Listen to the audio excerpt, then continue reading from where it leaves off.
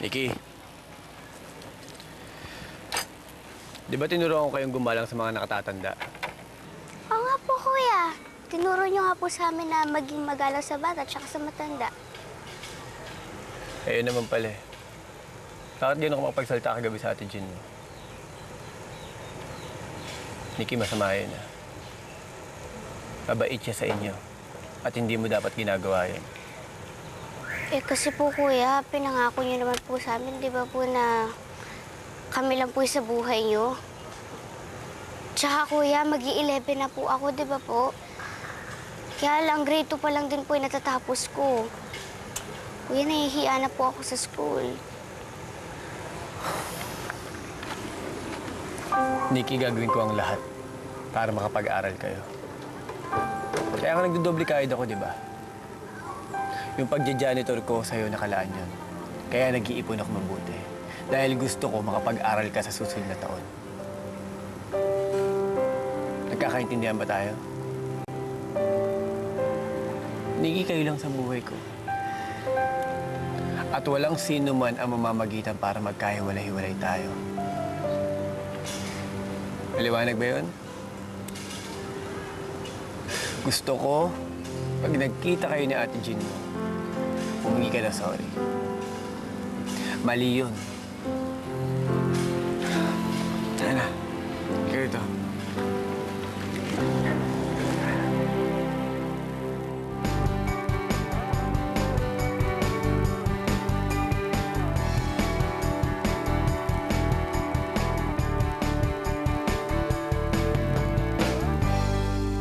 Ano? Sarap, no?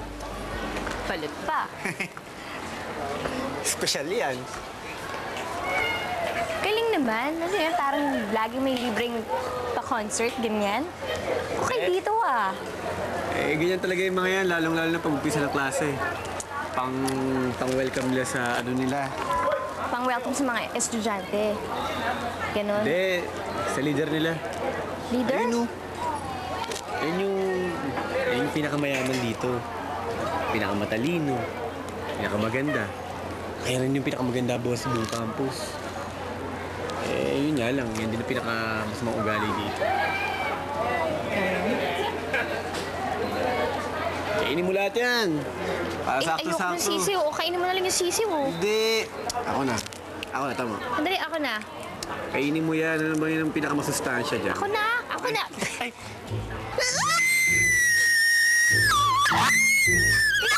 Uy! Tinaw! Tinaw! Nagtapon nun! Okay? Ano? Ano ba nangyari sa'yo? Excuse me? Are you deaf or are you just plain stupid? Ma'am, hindi ko po sinasadyan. Di mo sinadya. Janitor ka pa naman. Pero hindi ka marunong magtapon sa trash can? Are you kidding me? I will trash you! Manda ka! Tanga mo ah. Ma'am.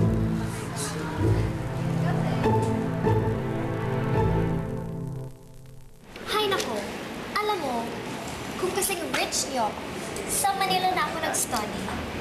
Papa will not let me go. Hindi papayag yan mawalay sa only daughter niya. Ano naman? Teka, di ba rich ka naman? Kaya nga you're my friend. The janitor's friend. Hello. Hi. Where's your friend na? I'm sure he's getting paid na. Bakit? Separation pay. Nireport ko yung ginawa niya sa owner ng school na ito. He's a super-duper close friend of my papa. Alam mo, buti nga super-duper nice pa. Nirequest ko na bayaran pa rin that hit-the-ground person.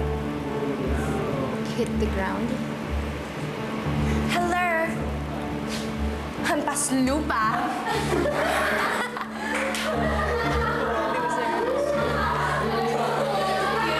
Loser! Napaka-loser naman niya. Bongga ng ginawa ni Lando for you, ha?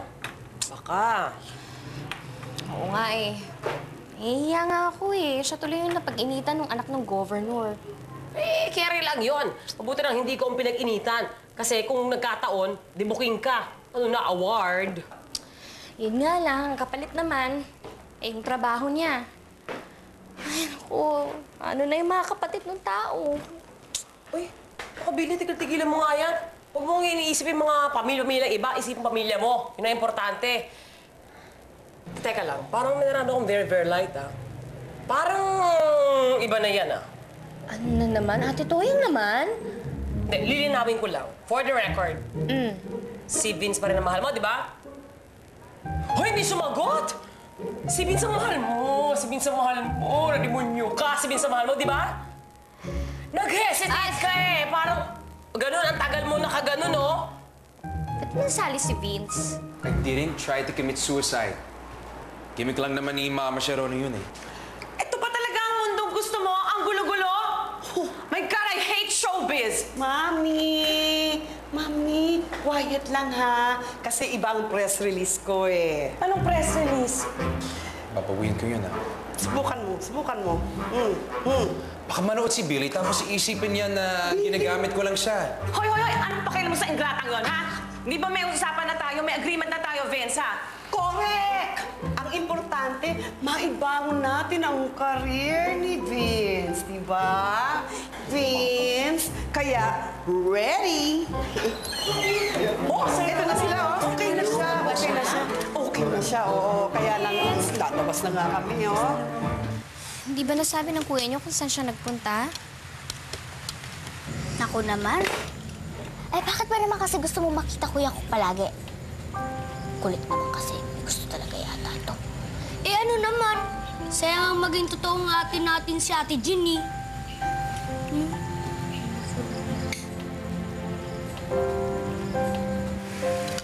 Lando, Kaya pala namimiyasa yung mga kapatid ko eh. Lando. Sorry sa nangyari. Dahil sa akin nawala ka ng trabaho. Ayos lang yun.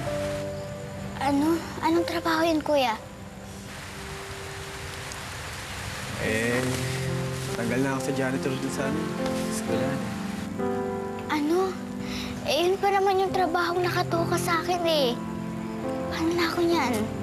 Huwag kayo mag-alala. Eh, may limang trabaho pa naman si kuya eh. Saka, parang wala naman kayong bilib sa akin. Alam niyo namang yakang-yaka ko yan.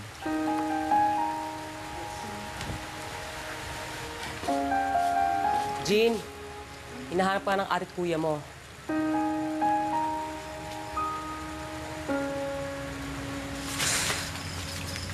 Ate, ano kayang pwede kong gawin para maibalik sa trabaho si Lando? Wala. Bakit ka ba nangingialam? Eh, kasi ate, nakialam kasi siya sa akin kaya ayan, natanggal siya sa trabaho niya. Bakit? Pinito ba? Bakit ka nagigilty? Ano nga? Tika na.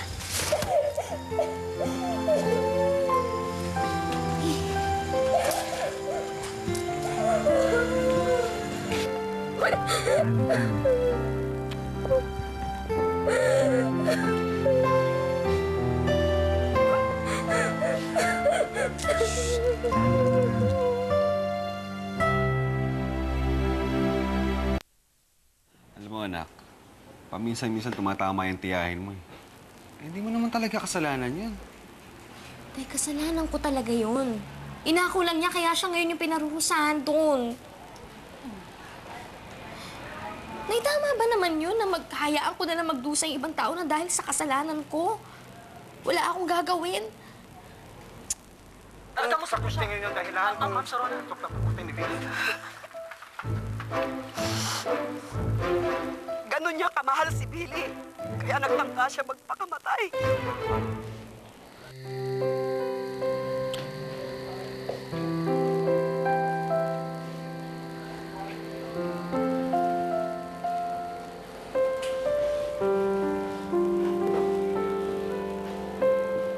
Ganun niya ako kamahal? Magpapakamatay siya para sa akin. Uy, kung masyado ma-carried away. Ate naman, paano ko natuluyan si Vince? Nay naman eh. Sunod-sunod na lang yung problema natin. Dami-dami nang natadamay.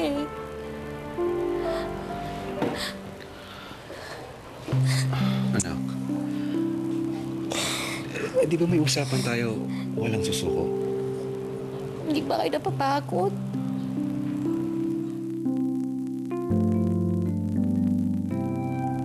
Walang tigil ang gulo sa aking pag-iisip. Napalo ng pangarap kong lumigaya.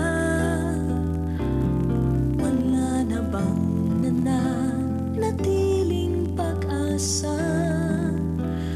Nakapagtataka, saan na napunta?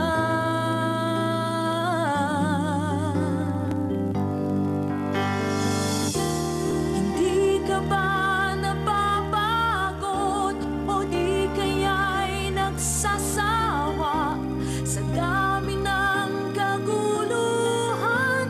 Walang hanggang katapusan.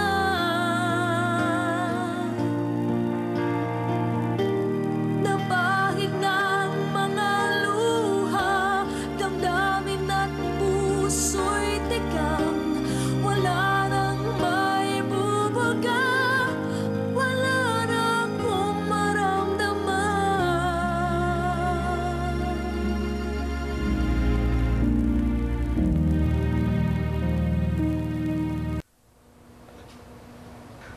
Kung sumuko na lang kaya ako. Total, alam mo kasalanan yung anak natin eh. Ako dapat yung magsakripisyo. Samson, hindi ikaw. Ako. Ako naman nagpakilala sa'yo dun sa Italiano manggaganso eh. Samson, ako ang dapat makulong. Ikaw na ang bahala sa anak natin. Ikaw ang maiwan dito. Mas kailangan ka niya. Ha? Sige. Punta na lang ako sa presinto, susuko ako.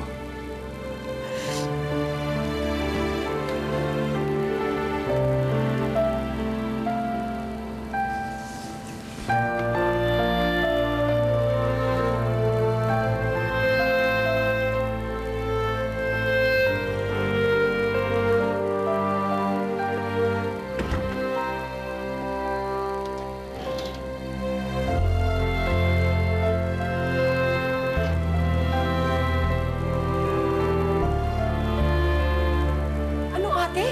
Umalis siya, hindi napapaalam. Eh, sa palagay mo ba, papayag na si Billy sumuko yung tatay niya? Eh bakit ka na pumayag? Anong gagawin namin, Toya? Hirap na yung kalooban ng anak namin. Siyempre, isa sa amin ni Samson, kailangan magsakripisyo. Isa naman kailangan maiwan para kay Billy. Hindi naman eh. Kayong dalawa dapat maiwan sa akin ni tatay. Billy! Billy, anak!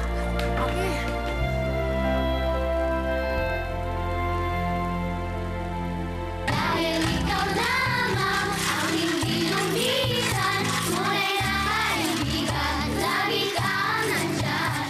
Yung sisinag ng balot, kaya na ako yun, hindi yung janitor. Dapat lang ika'y pasaalam. Hello? Alam mo, napapasaya ako ng sobra ng mga kapatid mo. Kapatid ko lang. Siyempre, ikaw na rin.